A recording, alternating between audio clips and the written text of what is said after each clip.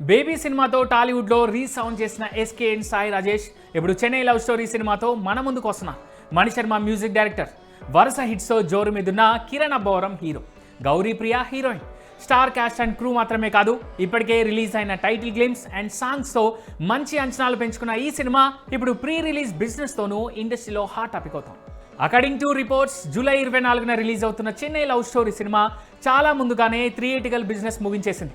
ఈ cinema digital రైట్స్ను 14 కోట్లు ఇచ్చి మరీ ఓటీటీ సంస్థ సొంతం చేసుకోండి. థియేటికల్ బిజినెస్ కనుక చూస్తే చెన్నై లవ్ స్టోరీ మూవీ ఆంధ్రాలో 8 కోట్లకు, నైజాంలో 8 కోట్లకు, సీడెడ్లో 3 కోట్లకు అమ్ముడైపోయిందని సమాచారం.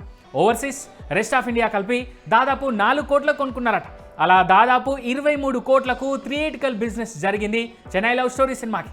ఇది కిరణ్ అబ్బవరం కెరీర్లోనే హైయెస్ట్.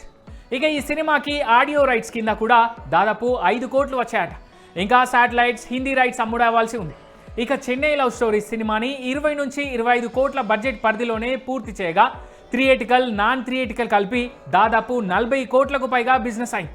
కిరణ్ అబ్బవరం రెమ్యునరేషన్ తీసుకోకుండా ఈ సినిమా లాభాల్లో వాటా తీసుకుంటున్నట్టుగా సమాచారం. దీంతో మేకర్స్కి కూడా ఖర్చు తగ్గింది. మొత్తానికి చెన్నై లవ్ స్టోరీ నిర్మాతలకు లాభాలు తెచ్చిపెట్టే సినిమా అవుతుందనే టాక్ ఇప్పుడు ఇండస్ట్రీలో కాస్త గట్టిగా వినిపిస్తాం.